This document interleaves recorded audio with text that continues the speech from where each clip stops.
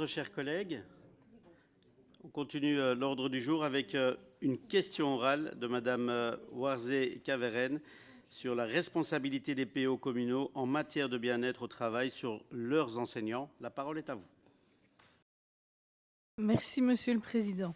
Madame la Ministre, lorsqu'un enseignant relevant de la Fédération Wallonie-Bruxelles est victime d'un accident de travail dans une école communale, la gestion de cet accident soulève des interrogations quant aux responsabilités de la commune, qui est le pouvoir organisateur de l'établissement, mais non l'employeur de l'enseignant. Il apparaît que la commune ou l'établissement scolaire agit principalement comme un relais administratif en transmettant la déclaration d'accident, tandis que c'est la Fédération Wallonie-Bruxelles qui est compétente pour statuer sur la reconnaissance de l'accident et assurer sa prise en charge. Cette situation peut rendre difficile pour la commune de se positionner en matière de bien-être au travail et de prévention dans des risques professionnels pour ses enseignants. Par ailleurs, dans le cadre d'analyse de risques psychosociaux, il est indiqué que les enseignants doivent également être pris en compte parmi l'ensemble des membres du personnel communal. Cela interroge sur la responsabilité de la commune en matière de prévention et de bien-être au travail pour des agents qui ne relèvent pas de son autorité en tant qu'employeur. Dès lors, pouvez-vous préciser quelle est la responsabilité exacte de la commune en matière de suivi des accidents de travail des enseignants relevant de la Fédération Wallonie-Bruxelles? Pourquoi des analyses des risques psychosociaux intègrent-elles les enseignants alors qu'ils ne sont pas sous la responsabilité de la commune en tant qu'employeur?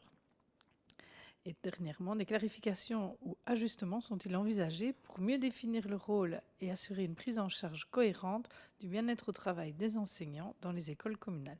Je vous remercie pour vos éclaircissements sur ce cadre réglementaire et sur les éventuelles évolutions prévues en la matière. Merci Madame la députée. Madame la ministre, je vous cède la parole.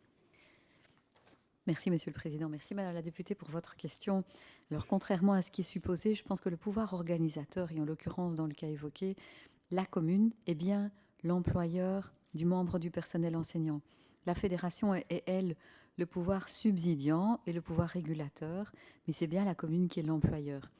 En vertu des dispositions du pacte scolaire, donc c'est l'article 36, paragraphe 1er, alinéa 2, de la loi du 29 mai 1959, la fédération paye directement et mensuellement les subventions traitement aux membres des personnels de l'enseignement sur base des documents que lui ont communiqués les pouvoirs organisateurs.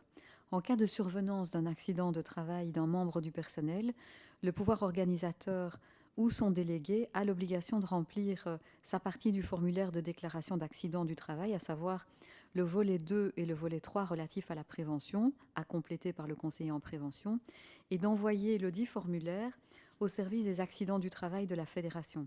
Fédération qui a quant à elle pour mission de notamment statuer sur la reconnaissance des accidents de travail, de rembourser certains frais, de se prononcer sur les décisions de consolidation pour les accidents de moins de 30 jours, de communiquer les décisions de consolidation du MEDEX ou encore de préparer des arrêtés de rente.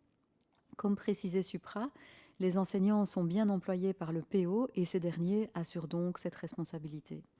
Les rôles des parties prenantes sont a priori bien définis.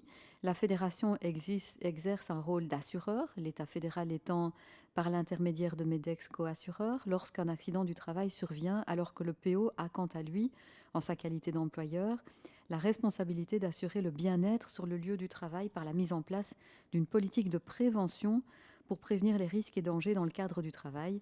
Ça concerne l'analyse des risques psychosociaux, la désignation d'un conseiller en prévention, l'affiliation à un service externe pour la prévention et la protection au travail, etc. Enfin, notons par exemple qu'en cas d'accident grave, l'employeur, à savoir le PO, doit prendre une série de mesures afin qu'une enquête soit diligentée dans le mois qui suit l'accident de travail et ainsi éviter qu'il ne se reproduise. Cette enquête est menée par le conseiller en prévention de l'employeur à la demande du SPF Emploi, Travail et Concertation sociale qui assure ensuite avec l'employeur le suivi du dossier. Je vous remercie. Merci Madame la ministre. Madame la députée pour une réplique.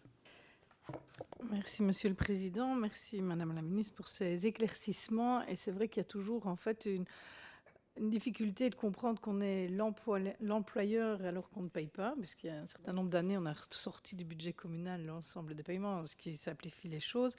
Et donc, la difficulté aussi à chaque cas, et donc dans le cas particulier des accidents de travail, de savoir où est la responsabilité de chacun, le travail de chacun, et finalement de savoir travailler au mieux pour le bien-être des enseignants, puisque c'est aussi pour éviter d'avoir des problèmes en cas de mauvaise gestion d'un dossier suite à un accident de travail, ça a été souligné. Merci en tout cas pour ces éléments de réponse.